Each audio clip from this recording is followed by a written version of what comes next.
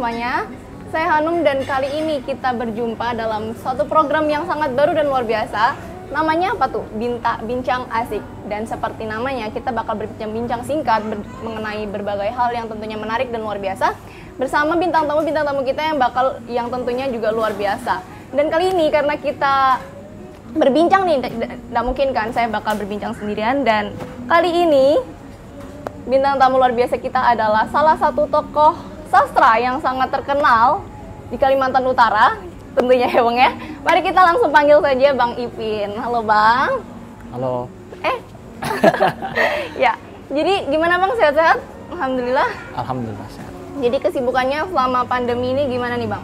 Apakah terganggu atau kira-kira alhamdulillah lancar-lancar aja nih? Ya, kalau untuk kemana-mana ya kita harus harus menjaga diri lah. Iya, tetap harus ada. Tidak sebebas kemarin kan? Iya, tetap ada perubahan yang terasa, benar. Iya, jadi kita ya, kalau saya sendiri paling fokus yang pertama lebih banyak di rumah, benar. mengisi kegiatan mungkin seperti nonton, membaca, menulis, ya, benar banget. menulis kalau kadang-kadang ya. Iya. Itu aja sih. Ya benar banget, karena maksudnya pandemi ini sudah berjalan kurang lebih setahun lebih ya Bang. Ya. Dan kalau misalnya kita bayangin kalau kita nggak melakukan apa-apa selama setahun lebih, itu sayang banget sebenarnya. Ya. Makanya untuk Bang Ipin yang tetap berkarya dalam pandemi yang sebenarnya pasti susah dialami oleh semua orang, itu saya apresiasi banget sih untuk Bang Ipin yang sangat memanfaatkan waktu luangnya dengan baik-baik. Terus Abang Ipin gimana nih dalam sastra, dalam dunia sastra nih? Ada nggak progres-progres yang baru Bang Ipin buat atau ciptakan? Iya, saat pandemi ya, 2020. Ya, 20. Saya kemarin membuat buku. Membuat buku Anak Bulan Turut ke Sungai Kayan. Nah, itu kumpulan cerpen saya. Ya, di masa pandemi, karena saya merasa cerpen saya sudah cukup banyak, kemudian adalah niat untuk menerbitkan pas di saat pandemi. Wow, jadi pandemi sebenarnya akhirnya membawa berkah sebenarnya. Dan untuk Bang Ipin nih, mungkin kita mau bahas-bahas tentang Bang Ipinnya dulu kali ya, sebelum kita nantinya membahas tentang karya-karyanya dan produktivitasnya Bang Ipin. Ya. Sebenarnya Bang Ipin ini memang dari dulu suka sastra apa gimana? Maksudnya sudah berkarya dari dulu sebelum pandemi atau gimana? Iya, sebelum pandemi sudah berkarya.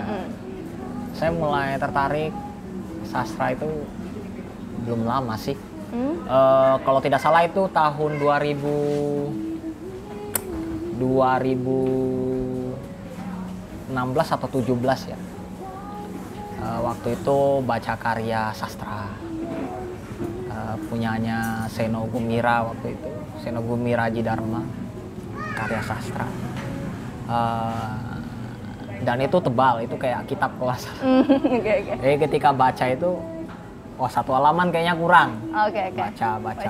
Sebelum tidur baca, sampai mata udah nggak sanggup lagi, kemudian tidur, besok lanjut lagi.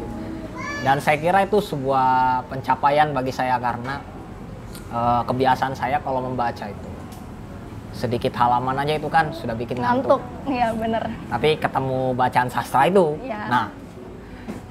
Kemudian banyak kejutannya. Kejutan-kejutan itulah yang membuat saya tuh tertarik untuk membaca. Nah dari situ kemudian saya suka sastra. Kemudian ya pengen juga menulis karya sastra. Nah, sebagai seorang tokoh sastra ya, pasti Bang Ipin punya lah kayak kebiasaan-kebiasaan lain selain dalam bidang sastra, atau mungkin kegiatan-kegiatan hobi-hobi lain. Ada nggak tuh Bang? Sebelum kita membahas nih ke sastra ke aneh. Oke. Saya suka musik. Wow. Musik, kalau mahasiswa sampai sekarang saya juga suka teater. Jadi abang dulu aktivis mahasiswa juga nih bang? Terus gimana ya? Ya tapi kalau selama jadi mahasiswa sih pernah ikut demo pernah. Oh ya. Ya protes-protes begitulah pernah. Masa muda. Ya itu juga pernah. Kemudian bermain teater juga pernah. Kemudian main musik ya pernah. Bahkan sampai sekarang juga karena suka musik juga. Ya kemudian apalagi ya? Menonton mungkin, nonton bola. Ya sebenarnya. Jadi, nonton film. Oh ya, jadi sebenarnya Bang Ipin ini memang ranahnya di kebudayaan, sastra, dan hal-hal yang memang membuat Bang Ipin bisa berkarya di dalam situ. Iya. Dan itu sangat saya apresiasi banget untuk Bang Ipin sebenarnya dengar cerita-cerita Bang Ipin. Dan tentunya bakal kita lanjutin lagi, insya Allah nanti, untuk membahas produktivitasnya Bang Ipin. Oke.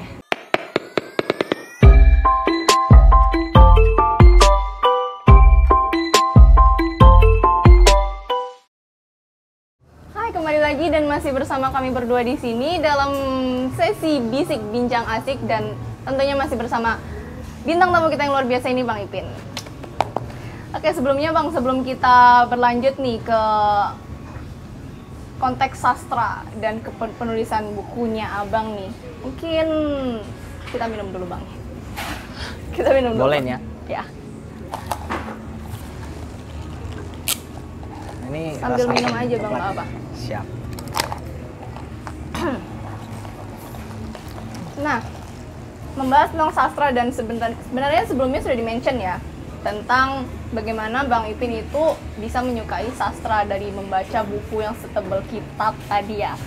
Nah, mungkin kita bisa buka dengan pertanyaan nih, Bang, apa sih sastra menurut Bang Ipin? Maksudnya apa pentingnya sastra dalam hidup Bang Ipin? Ya. Sepenting apa? Bagi saya sastra itu bagian daripada kehidupan. Terus kehidupan yang punya makna gitu ya. Dengan sastra ya saya bisa menjadi siapapun. Ya, jadi siapapun dalam berbagai kehidupan apapun. Itu bagi saya. Misalnya kalau sastra itu kan identik dengan karya tulis, bener. bisa prosa, bisa puisi, bisa novel, cerpen bisa. Dan bagi saya bisa menciptakan diri saya yang lain di dalam karya itu. Tentu ketika saya menciptakan itu, saya menciptakan perjalanan, dan itu ya menciptakan makna tersendiri. Jadi bagi saya sastra itu ya bagian daripada kehidupan itu sendiri, punya makna. Bahkan kalau ya sempat saya dengar kemarin dari Seno juga waktu itu,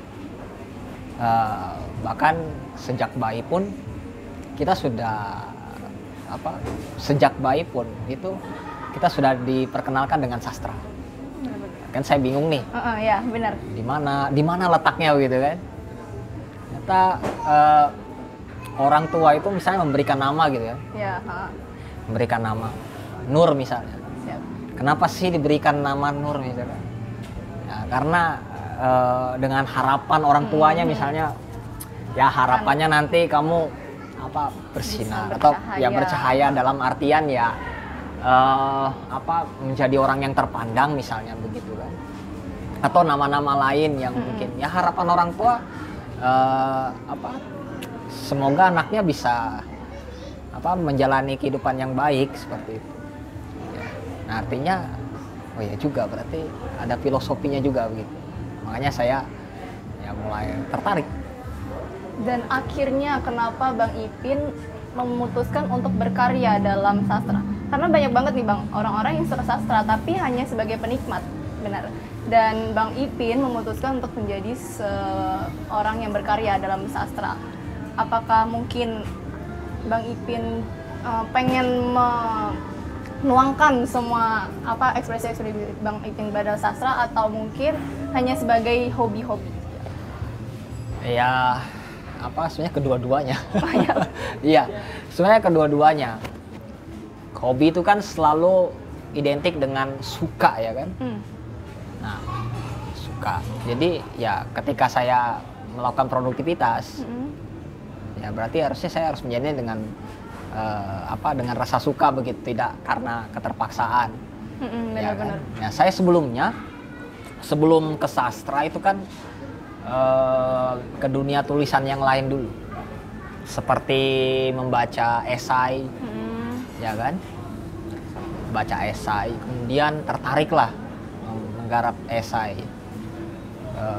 Karena waktu itu saya membaca esainya tidak seperti biasa. Lagi-lagi dia seperti ada perumpamaan, anekdot dan sebagainya. Dan suka tiba-tiba suka aja, maksudnya kok begini ya. Maksudnya ketika membaca meskipun bagi saya yang ditulis itu adalah kejadian cukup ironis. Tetapi ketika dibaca lucu aja gitu, nah. Ya ironi tapi lucu. Nah, itu di situ saya tertarik. Coba menulis seperti gayanya dia, kira-kira bisa enggak? Menulis. Nah, saya sudah punya perangkat menulis. Akhirnya makin kesini ketemu dengan sastra itu tadi, karya sastra. Wah, enak juga nih karya sastra. Setelah lihat, oh ternyata kalau karya sastra kan bebas saja kan? Bebas maksudnya yang itu saja Bang. Saya katakan kita bebas menjadi apa saja di situ kan. Benar-benar. Saya mau menjadi tokoh yang jahat, mau yang baik misalnya. Tidak ada batasan ya, gitu ya. Di situ. Batasan kita imajinasi kita. Ya, kalau esai, kita harus punya perangkat pengetahuan kan. Misal kita dapat sumber berita, kemudian dari berita itu kemudian kita beri sudut pandang. Benar. Ya kan? Nah, kalau misalnya sastra, dalam hal ini fiksi. Ya kan? Iya. Nah, kita misalnya lihat sebuah fakta misalnya. Kita tahu itu fakta, tapi bisakah faktanya ada, tapi kita poles, ya kan, dalam kehidupan seseorang yang lain. Iya, benar-benar. Ya. Contoh, faktanya sekarang ini kan pandemi. Ya pandemi. Ada banyak mungkin orang menjalani hidup pandemi berbeda-beda. Nah, saya mungkin terbetik ide, bagaimana ya kira-kira saya menggarap pandemi tapi dalam konsep kehidupan yang lain, versi saya maksudnya, ya kan. Nah itu yang membuat saya agak tertarik, karena di satu sisi sastra itu juga menyampaikan fakta sebenarnya, meskipun fiksi ya, tapi faktanya ada. Iya, ada. Yang fiksi itu kan paling hanya tokoh yang kita ciptakan, dunia rekaan kita yang kita ciptakan. Benar-benar. Yang fakta ya pesan yang kita ingin sampaikan, kritik yang kritik itu. Iya. Makanya saya suka menekuni kedua, karena bagi saya dunia kepenulisan, ya kan, kita ngomong nih. Iya. Kita ngomong, kalau saya menulis akan dibaca bahkan ketika kita sudah mati. Iya, benar. Karya kita masih dibaca. Berarti ini luar biasa nih maksudnya kan, artinya ya meskipun kita sudah tidak ada ya kan, tapi karya kita masih ada, bahkan nama kita masih diingat gitu ya. kan. Ya, itu benar. Makanya itu yang bikin kita bersemangat. Di satu sisi juga karena sastra itu muatannya tentang kehidupan sosial, politik, budaya, ya kan, terus ada muatan bukan perkara tentang yang isinya ya sastra yang isinya misalnya ya romantis gitu kan, bener. Ya kayak cinta-cintaan begitu kan, tapi ada muatan kritik. Disitulah mungkin terbawa kehidupan mahasiswa kan. Jadi ya masukkanlah kritik fenomena itu sosial yang terjadi gitu, kita masuk. Adalah unsur kritiknya. Nah di situ kemudian saya mantapkan diri untuk terjun ke dunia sastra. Oke, mungkin kita langsung lanjut ke bukunya ya. Maksudnya kita turun ke bukunya. Anak Bulan turun ke Sungai Kayan. Benar. basic dulu deh. Berapa lama Bang buat buku ini? Total waktunya. Dari 2018, 19, 20. Berapa tahun itu? Sampai 20? Ya. 3 tahun ya berarti? Ya. 19, 20? Ya. Ya. 3 tahun. Itu selama 3 tahun itu memang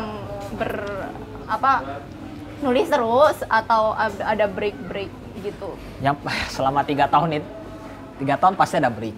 Ya, nah. Jadi 2018 itu saya coba menulis cerpen, ya kan? Menulis cerpen, kemudian polos di media online. Malam kirim, besok terbit. Saya masih ingat itu. Berarti dalam pikiran saya, berarti redaktur penerima cerpen ini kan artinya dia sudah bisa menilai tulisan saya. Jadi modal lah, oh bangga nih misalnya kan. Ya. Kalau tertolak kan pasti Ngedown. ya tertolak ya termasuk lah. Pasti dikirimi pesan mungkin. Maaf karyanya belum bisa kita terima. Sebabnya mungkin tulisannya begini-gini. Tapi ini enggak langsung diterima kan. Artinya wah berarti pede. Saya punya membaca. Ya. Pede Ya, punya percaya diri. Modal percaya diri untuk berlanjut lagi Ya, berkarya. salah satunya. Nah, habis itu saya dapat tawaran untuk ikut Majelis Sastra Asia Tenggara. Wow. Ya, dapat tawaran dengan syarat harus mengirim 2 karya. 2 karya. Karya apa yang harus saya kirim? Ikutlah. Saya kirim. Ikut 2 karya saya kirim. Besok-besok di grup WhatsApp tuh dibentuk grup. Artinya saya diterima masuk di situ. Benar. Itu kegiatannya di Depok, tuan rumah. Ya, saya mikirnya kenapa enggak di luar negeri kan begitu. Karena Asia Tenggara gitu. Nah, kebetulan tuan rumahnya Indonesia, jadi ikut. Sampai di sana ya akhirnya ketemu dengan penulis-penulis yang sebelumnya saya cuma lihat karyanya, tapi hari ini ya kan? Iya. Kemarin tuh bisa lihat langsung orangnya kan, oh seperti ini, diskusi, senang lah. Pasti Ya. excited. Ya, meskipun di selama kami di karantina itu kan di karantina itu. Selama di karantina banyaklah kritik, masukan-masukan, ya kan? Kenapa sih ceritamu begini? Kenapa kamu ndak seperti ini begitu ya? Iya, benar-benar. Terus tulisan kamu, tanda baca kamu begini. Banyak lah. Karena yang mentori saya itu bukan dari Indonesia aja. Wow. Ada dari penulis dari Brunei, dari Singapura, Malaysia. Itu. Dan ya selain daripada kritik itu juga kelemahan bahasa kan. Iya, Saya juga benar. tidak semua memahami bahasa, mungkin bahasa orang Singapura. Iya, benar. Orang Malaysia, Iya, benar, Brunei. Nah, saya ikut itu. Habis itu saya menulis cerpen, kemudian mentor, wah agak terkejut. Maksudnya dia, bukannya keren ini. Ya berarti secara tidak langsung, ternyata pembaca Suka sama iya. karya saya. Nah gitu. itu, maksudnya PD itu naik lagi lah istilahnya. Setelah itu kemudian kegiatan selesai, jadi ya saya sudah punya perbandingan lah. Saya harus serius untuk menerbitkan buku. Ya, benar. Karena kemarin waktu di Depok itu ditanya, Ipin sudah bikin buku berapa? Randy sudah bikin buku berapa? Belum sama sekali. Peserta itu rata-rata sudah punya buku. Ada yang sudah 8, 2, ada yang sudah lebih daripada 1. Kalau saya modalnya apa? Cuma ya 2 cerpen. Ya kan, karyanya mana? Nggak ada, belum ada. Ya cuman kita nggak boleh juga kan. Iya, Maksudnya, benar-benar. ya minder sih minder. Akhirnya setelah itu saya termotivasi untuk ya bikinlah. Menabung lah istilah 2018. Saya kebut minta bikin Fandi ilustrator. Malah ilustratornya duluan jadi ketimbang cerpennya. Akhirnya ya ini sudah semangat, cuman semakin saya banyak membaca, melihat karya saya, kayaknya masih ada yang kurang. Nah, iya bener. Setiap penulis tuh selalu punya apa ya, naik turunnya mood dalam nulis. Betul. Jadi kita tuh ya saya cukup membandingkan kan. Artinya kalau ini dipublish dan dibaca orang banyak, mereka pasti bisa menilai kualitasnya seperti apa. Benar-benar. Dan saya punya ukuran juga. Saya kan pernah ikut pertemuan sastra. Dan kalau saya harus punya karya seperti ini, dan bagi saya ya masih kurang matang, apa kata mereka nanti? Itu dalam pikiran saya tuh. Iya, iya. Jadi saya putuskan, udah nanti dulu, tunda. Jadi saya simpan arsip cover saya simpan, cerpen saya amankan dulu. Habis itu ya meskipun ada juga mentor saya tuh selalu mensupport ya kan, terbitkanlah cerpen itu kan. Saya belum berani karena masalah kualitas. Saya berpikir kualitas, nggak mau cepat-cepat kan. Jadi ketika awal-awal pandemi, Putu Pajar Arcana itu kan salah satu bagian dari ini ya, redaktur Kompas. Ya. Bikin kelas prosa, peserta cuma 50 se-Indonesia. Itu informasinya saya dapat dari teman. Nah, saya ikutlah testing dulu. Saya sudah buat cerpen. Jadi selama vakum itu saya cuma ikut ini aja sih. Ada undangan, ajakan dari teman, ayo bikin buku bareng, ya kan? Iya, benar. Okay. Ya sudah saya ikut store, meskipun ya garansinya ya cerpen kamu kalau kamu kirim, kalau sesuai tema udah masuk. Iya, gitu benar, kan? Ya. Kirim, akhirnya terbit, ya senang aja kan, senang. Udah jadi tabungan.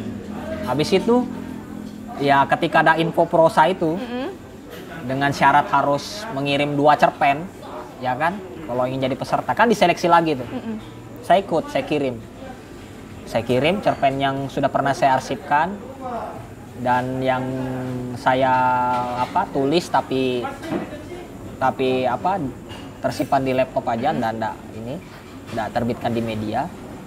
Saya kirim, ya kan, sama cerpen yang sudah terbitkan jadi buku yang bersama teman itu saya kirim. Seminggu kemudian saya dapat email, ya, lolos.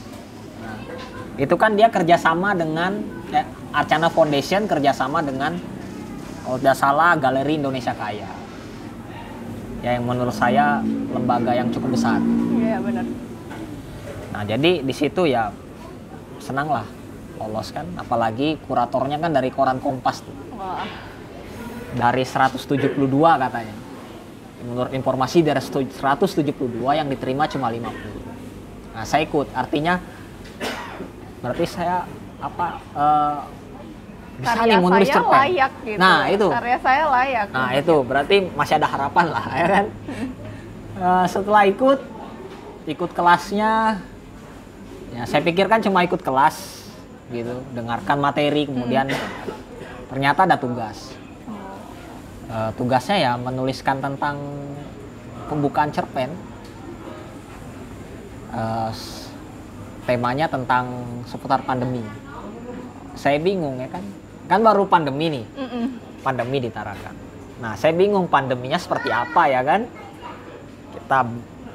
Kita belum pernah melihat orang-orang yang kena corona itu seperti apa, kita belum tahu. Iya. Jadi bagaimana ya kan? Jadi ngandalkannya dari cerita orang aja.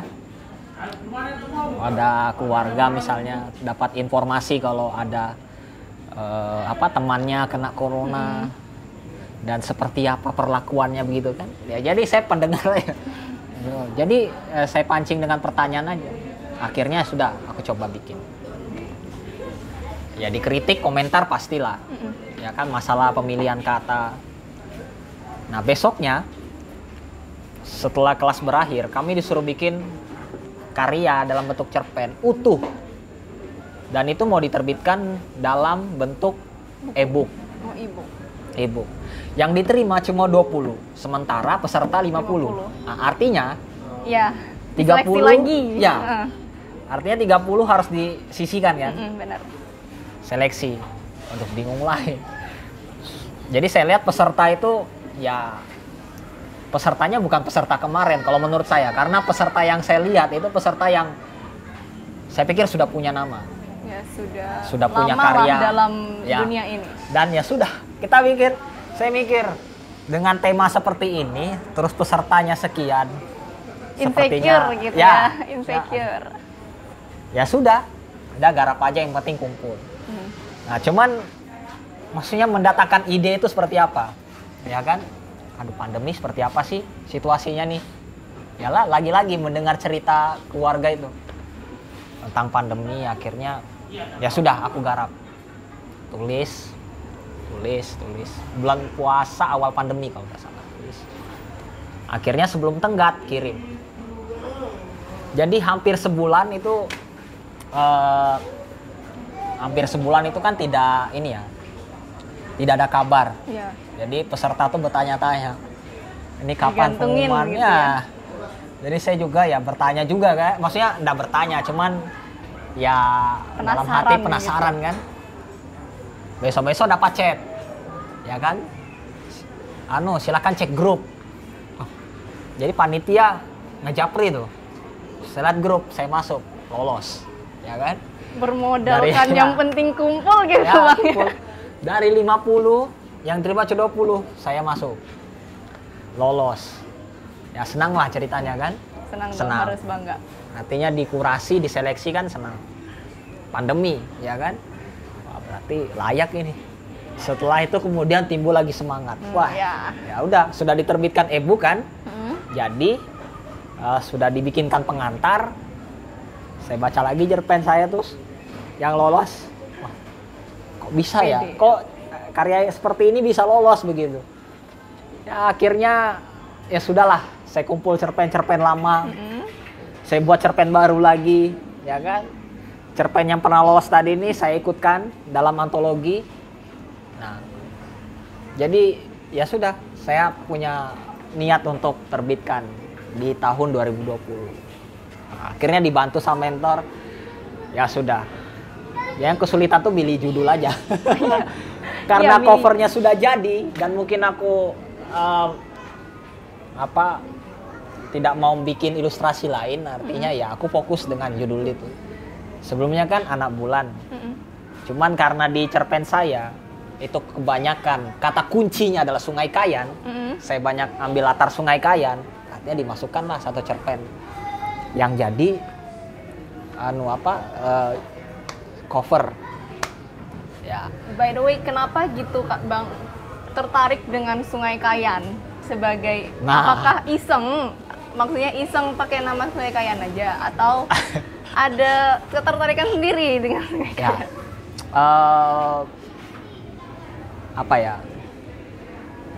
Kayak Sungai Kayan menurut saya kita sering di lingkungan sekitar sering dengar nama Sungai Kayan. Iya, benar. Tapi kalau misalnya membaca Sungai Kayan itu di beberapa buku arsip itu jarang sekali. Iya, benar. Ya, entah apakah saya yang jarang membuka buku tentang Sungai Kayan, tapi bagi saya jarang ditemukan. Nah, yang kedua, Sungai Kayan itu kan artinya bagi saya selain tempat bagi lewatnya kendaraan ya, transportasi untuk itu sebagai sumber penghidupan. Ya. Nah, dan mungkin kan Sungai Kayan itu usianya baru kan, tapi Sungai Kayan itu sudah lama kan. Sudah lama. Nah, menurut saya nih, pasti dengan usia seperti itu, Sungai Kayan itu sudah punya cerita. Bahkan masyarakat mungkin bisa bikin legendanya, mitosnya. Atau mungkin Sungai Kayan itu memang ya punya legenda. Iya, ada legenda. Mungkin terbentuknya ada legendanya ya, gitu. Unik. Makanya bagi saya cocok untuk saya kira mengambil latar Sungai Kayan.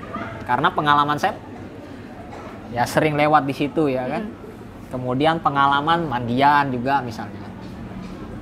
Terus apa namanya mitos-mitosnya ya. Kalau kata orang misalnya siapa yang pernah ke apa katakanlah Bulungan misalnya. Kalau misalnya minum air Sungai Kayan ya kan, terus dia meninggalkan Sungai Kayan, besok-besok dia akan kembali lagi. Iya. Itu kan, maksudnya bagaimana coba tuh? Wih, kok bisa misalnya kan? Ya kan? Rakyat ya. Ya, kok bisa? Ya itu kata orang kan, kok bisa ya? Berarti dia pasti dengar cerita juga ini. Ya, akhirnya itu yang bikin saya agak penasaran. Nah, makanya saya eksplor, berani saya mengambil latar Sungai Kayan. Oh, ternyata di balik Sungai Kayan ada ceritanya juga. Iya. Dan sebelumnya yang seperti Abang Ipin sudah mention sebelumnya tentang apresiasi pembaca. Ya.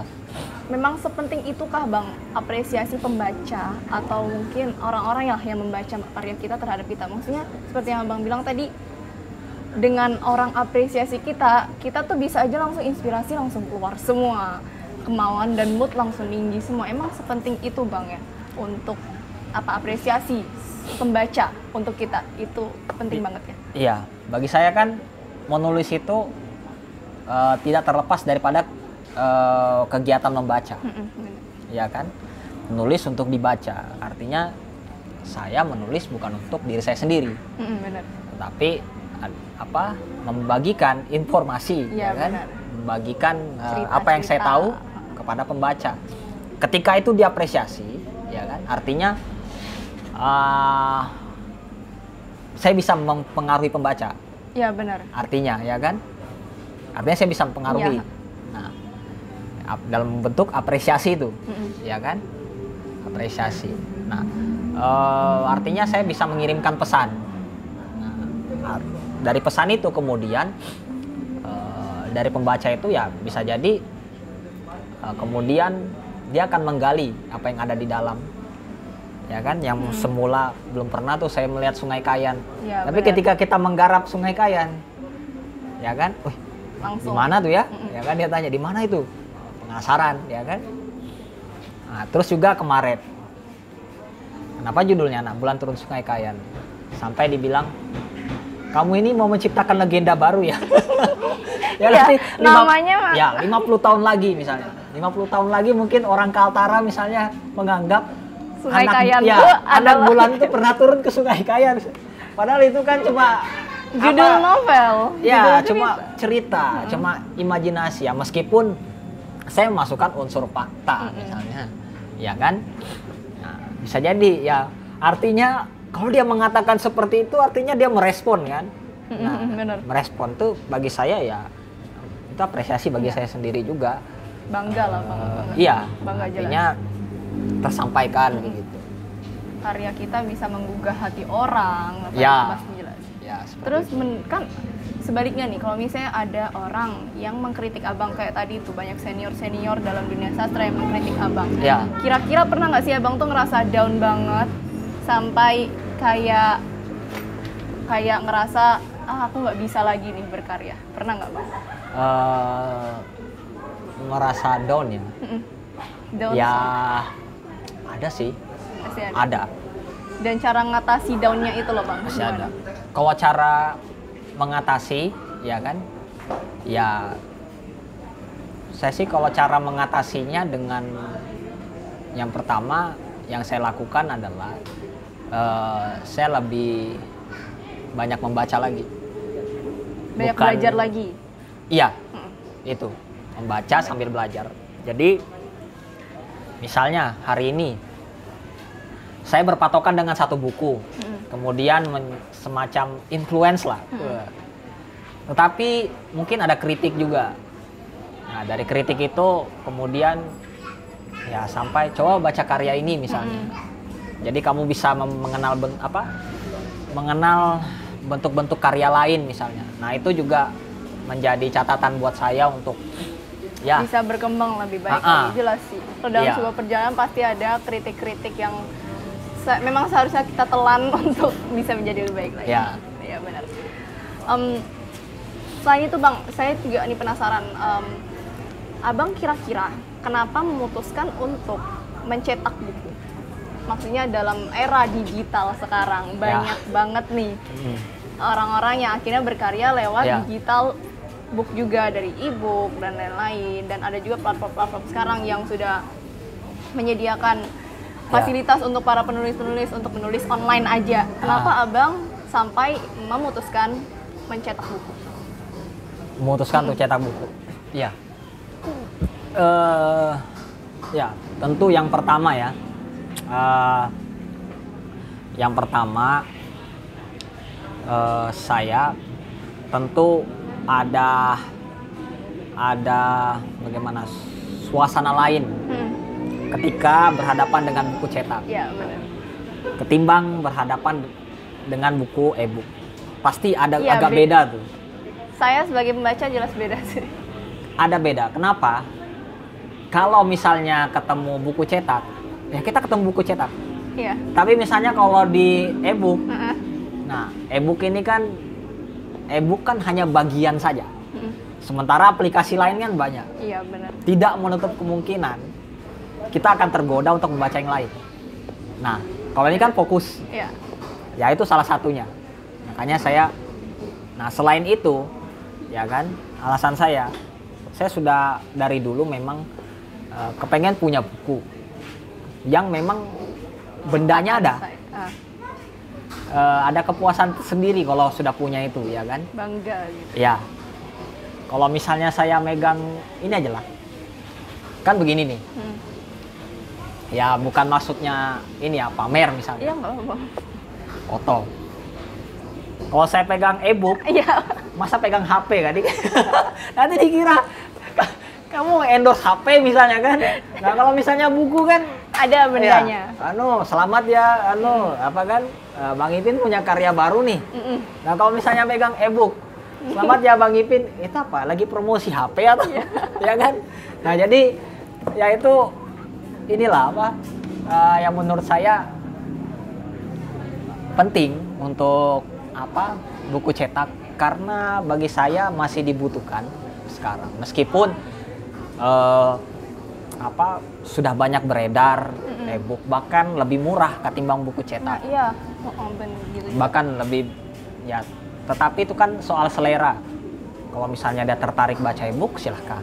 Kalau dia suka dengan cetak, silakan. Bahkan begini, kemarin yang lolos bikin cerpen 20 orang itu kan e-book. Setelah setahun berlalu, nah itu peserta yang lolos itu bikin wacana lagi, bikin wacana baru. Nah, bisakah karya e-book tuh diterbitkan dalam buku cetak? Iya. Karena gimana tuh? Iya. Soalnya kayak prestasi terbesar seorang penulis ketika bukunya dicetak. Ya seperti itu. Kayak itu.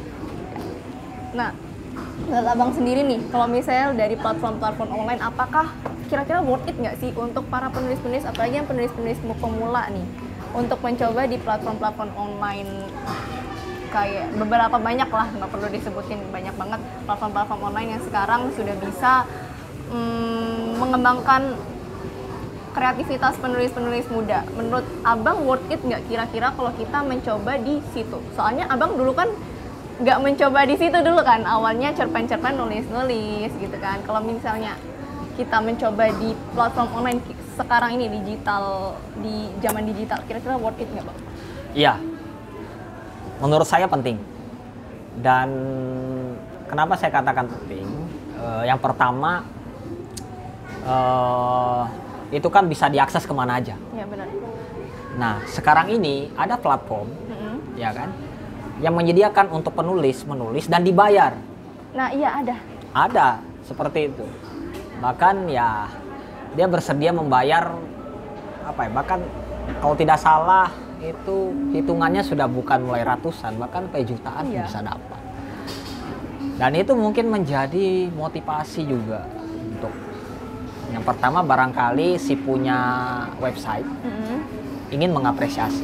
Iya, benar. Yang kedua memacu semangat buat penulis-penulis kan. Saya rasa penting lah. Ya memanfaatkan perangkat digital menurut saya bukan lagi persoalan ingin, tapi memang butuh. Sebab kalau digital itu kan ya apa ya, bisa tersimpan juga ya, meskipun ya bisa berpotensi hilang juga. Iya. Dan jangkauannya juga lebih Jangkauannya luas. luas, jangkauannya Jangkauannya luas. lebih luas. Dan praktis saja kalau menurut saya. Kalau mau menulis ya terserah, mau pilih Wattpad, mau pilih aplikasi lain Wattpad. Iya. Saya kira banyak platform yang bisa dimanfaatkan Iya. dan mudah. Saya pikir penting karena saya pikir penting karena salah satunya itu menambah jejaring pertemanan sesama penulis. Bener. Tuh. Bahkan saya kemarin punya tulisan, ya kan? Saya bingung mau minta periksa ke siapa gitu kan? Oh iya. Karena punya medsos, berkirim lah. Iya. Saya punya karya. Komunitas yang membantu. Saya kenal satu penulis, saya panggil Mbak Fani kan. Karyanya sudah diterbitkan di Kompas, pokoknya penulis-penulis nasional lah. Saya coba minta koreksi. Ya, dan dia menyambut. Saya minta bagaimana pendapatnya dia. Dan cukup diapresiasi meskipun ya dia ini ceritamu kok absurd sekali misalnya kan, tidak realis. Tapi saya cukup menikmati ya. Artinya saya tidak kesulitan begitu kan? Punya teman gitu. Sekarang tuh banyak banget komunitas-komunitas atau bahkan banyak ya kayak produser-produser buku atau penulis-penulis buku yang bikin komunitas sendiri untuk melatih, kadang melatih penulis-penulis pemula. Ada nih kelas, mau ikut nggak? Gitu. Dan itu membuat saya kayak bagus nih, maksudnya alhamdulillah sekarang karya sastra sudah diapresiasi sebagus ini. Nggak kayak mungkin yang dulu yang belum terjamah, yang dulu belum berani mengeluarkan karya-karyanya, sekarang akhirnya dipancing nih oleh orang-orang yang sudah ahli di bidang ini, akhirnya terkeluarlah semua karya-karya anak-anak yang belum terjamah. Dan itu saya apresiasi banget. Nah, terus nih Bang, menurut Abang, ada nggak sih tips-tips yang kira-kira bakal berguna nih untuk para penulis-penulis yang ingin mencetak buku juga untuk Abang, seperti Abang, atau sekedar berkarya tipis-tipis gitu? Ada nggak tips-tipsnya? Tips-tips yang kira-kira bisa membangun semangat mereka lah. Ya, kalau tips itu gimana ya? Kalau saya sih terus terang, ya kan, saya merasa tidak dipaksa. Itu modal. Artinya sadar aja sih, sadar bahwa kita menyukai tulisan, ya kan, menyukai bacaan. Jangan karena paksaan gitu. Iya, bukan dipaksa, ya kan.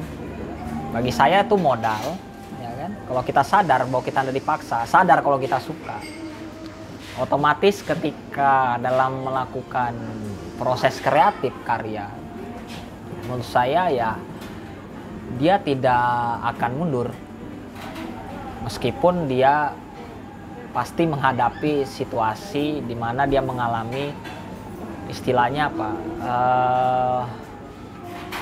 apa namanya ya istilahnya kemandekan lah. Apa istilah bahasa Inggrisnya? Kalau menulis tiba-tiba mandek. Mandek ya, inspirasi hilang gitu. Iya, meskipun begitu ya ketika dia mengalami kemandekan, dia sudah punya cara sendiri, ya kan? Ya bagi saya kalau menulis, ya menulis sajalah, ya kan? Nah, soal bagus atau tidak, itu kita sudah masuk ke ranah proses kreatif. Ya, apakah tulisan ini, orang ini kreatif menggarap tulisannya atau bagaimana? Ya, tapi kalau memang saya mau jadi penulis, ya menulislah. Ya. Menulis, ya kan? Kita jangan berpikir dulu untuk misalnya bagus apa begitu. Nah, itu kalau misalnya berpikir bagusnya seperti apa, berarti kita sudah masuk ke ranah proses kreatif. Nah, dan itu memang harus butuh proses. Satu yang harus dilakukan adalah membaca. Karena membaca itu bagian daripada menabung, kemudian ya menjelajahi kreativitas orang. Nah, seperti itu kalau saya. Jadi sandaran yang tepat buat penulis pemula ya kan? Membaca. Ya, membaca termasuk. Selain itu dia kesadaran untuk menyukai itunya, Iya. dunianya itu, ya dia harus jalani, bukan karena terpaksa. Iya, benar. Kalau karena terpaksa ya yang bukan kemauan dia kan agak sulit nanti gimana kan. Kalau misalnya dia suka, sebagaimanapun itu dia pasti akan menggarap. Nah, jadi mungkin kita break dulu lah.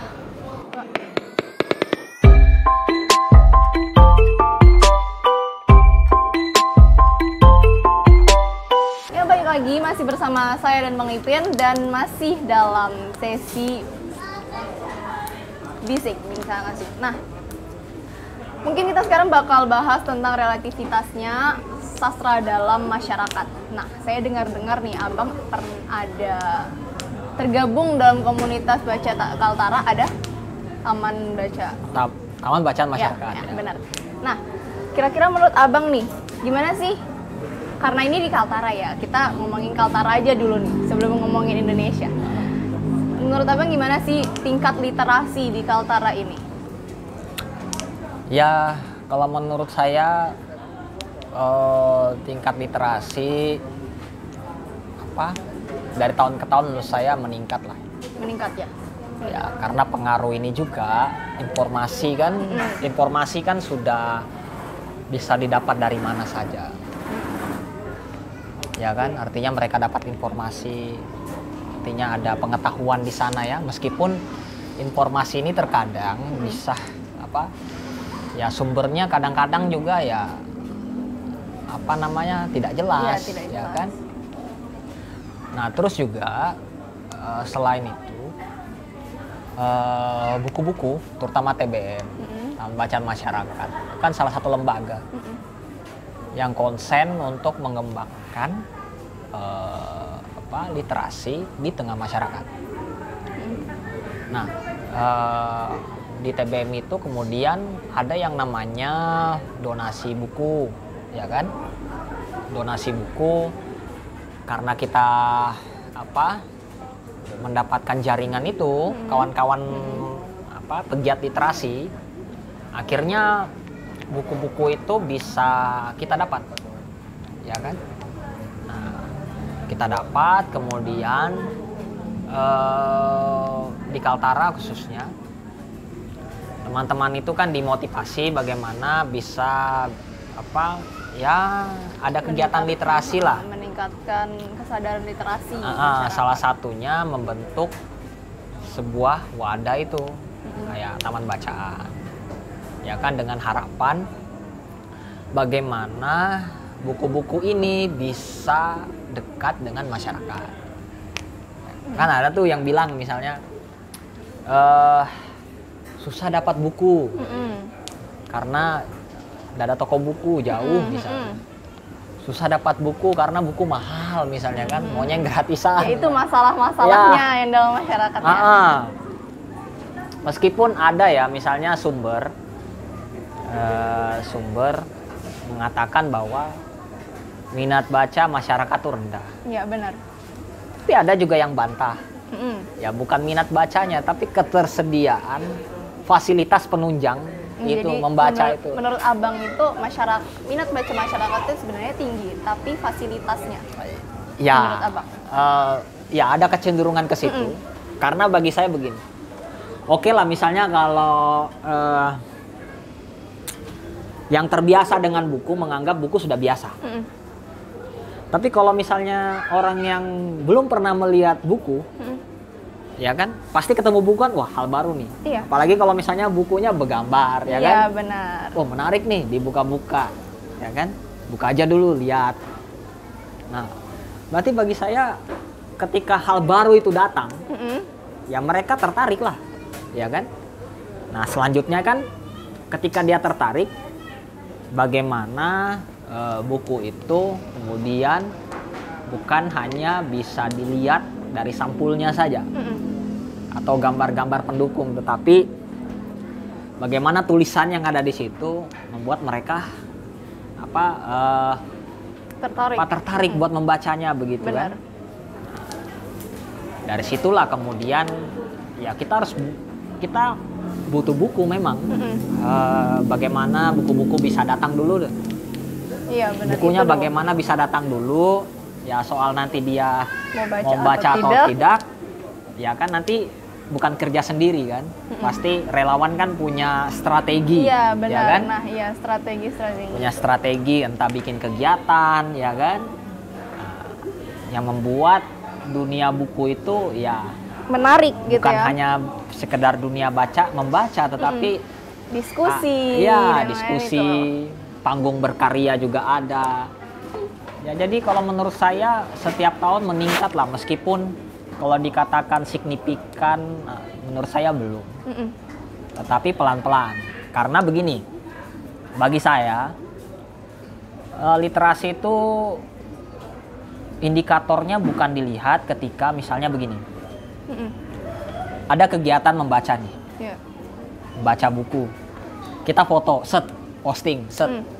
Anak-anak sedang baca buku, giat literasi misalnya, kan. Sukses. Ya oke, sukses dokumentasinya nih. Sukses acaranya aja. Tapi misalnya untuk sukses yang lain, misalnya mengantarkan manusia itu kemudian menjadi seorang literat, itu nggak bisa. Susah ya itu. Hanya mengukur dari pendokumentasian itu, Bener. ya kan? Iya, benar-benar. Setuju. Beda. Nah, tidak sama dengan investasi berupa uang kan? Investasi duit, ya kan? Saya investasi duit dengan harapan bisa untung, kan bisa dihitung tuh. Iya, benar. Dalam jangka waktu sebulan, setahun. Tapi kalau namanya investasi sumber daya manusia, Ya. nah ini kan Iya, lain lagi ceritanya. bener. Jadi itu nggak bisa kita lihat hari ini. Dia harus, nggak bisa juga besok. Jadi harus, ya besoknya kapan, Iya. ya kan? Prosesnya itu panjang. Prosesnya panjang. Belum lagi dia berhadapan dengan yang lain, ya kan? Seperti itu. Yang penting moodnya harus dijaga. Iya. Ya kalau misalkan dia tidak mood, ya kan? Nah, Jadi susah. bagaimana caranya kita menggugah keinginan mereka untuk baca, ya. untuk bisa tertarik ke dunia literasi. Iya, itu pelan-pelan. Iya, harus. Soalnya kalau misalnya kita lihat dari zaman sekarang ini, oh iya Bang, sambil diminum. Zaman sekarang ini nih, kan zaman modern yang membuat anak-anak muda lebih tertarik dengan gadget dibandingkan buku. Nah, menurut Abang sendiri gimana nih cara ngatasi atau mungkin reaksi Abang lah dengan fenomena sosial ini? Iya, ya ada yang membandingkan seperti itu memang. Benar. Karena gadget kan hampir setiap hari, ya kan? Itu tak pernah pisah dengan si yang punya, ya kan? Benar. Nggak pernah pisah, selalu di tangan begitu kan? Menjadi prioritas lah, Ya, benar. ya begitu. Daripada membaca Buku. buku. Nah, dan itu kemudian jadi perbandingan, ya kan? Lebih suka baca buku atau baca gadget? Iya. Ya kalau bagi saya sih apa ya, literasi itu bukan persoalan buku saja, bukan persoalan menulis saja, bukan persoalan membaca saja, tapi literasi itu kan persoalan juga, apa namanya, proses belajar. Nah, belajar kan bisa di mana aja. Benar-benar. Makanya dalam literasi itu ada namanya literasi dasar. Ya. Ada tulis, baca, ya kan, sains. Kemudian selain sains ada finansial.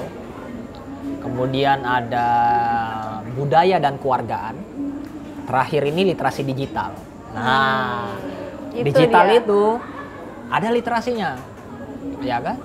Nah, maka dari itu ya bagi saya untuk pengguna gadget, ya kan, pengguna gadget, ya bagaimana cara dia bisa berliterasi, ya kita dari penggiat literasi yang harus bisa masuk ke dunia itu. Ya, benar-benar. Bagaimana menyuguhkan konten-konten literasi, ya kan, tetapi bukan berarti literasi muncul untuk mematikan mereka. Ya, Maksudnya, benar. ya kau boleh misalnya game boleh, Boleh. ya kan, tetapi Bersosial media boleh. boleh.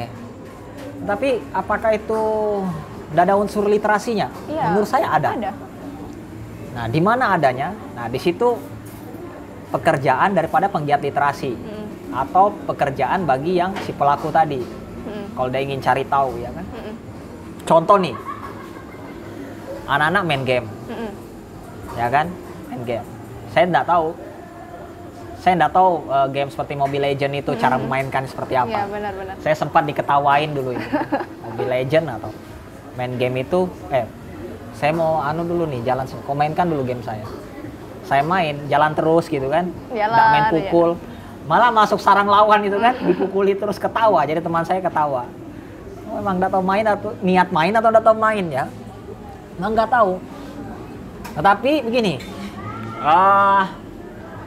saya yakin dan percaya si pembuat game itu pasti punya pengetahuan yang mumpuni bisa buat game. Ya jelas pasti punya. Nah, yang bikin saya penasaran tuh, kok bisa ya Mobile Legend itu kan, nah, kok bisa bahas Mobile Legend? Tapi ya, karena apa. Ini perumpamaan. Kok misalnya Mobile Legend itu dikenal seluruh dunia? Kenapa Gatot Kaca bisa masuk ke situ? Iya. Ya kan? Kebudayaan juga. Kenapa? Sedangkan kalau menurut saya, Gatot Kaca itu kan tokoh yang ada dalam itu yang dikenal di Nusantara. Kan? Nah, literasinya pasti ada. Iya benar, pasti ada. Jadi setiap tokoh yang dia ambil itu punya cerita. Nah, dari situ saya kemudian memantik kepada pemain games itu kan. Kamu tahu nggak asal usulnya ini? Saya kenal nih orang-orangnya ini. Ya, dia ngambil seperti apa? Ya saya lebih kepada konten sejarahnya yang kemudian ditarik ke dalam game. Mungkin orang nggak tertarik dengan bacaan sejarah, tapi ketika tokoh ini dihadirkan dalam sebuah game, nah kita menjelaskan sejarahnya dan bisa dikenal. Saya itu literasi digitalnya di situ. Wow.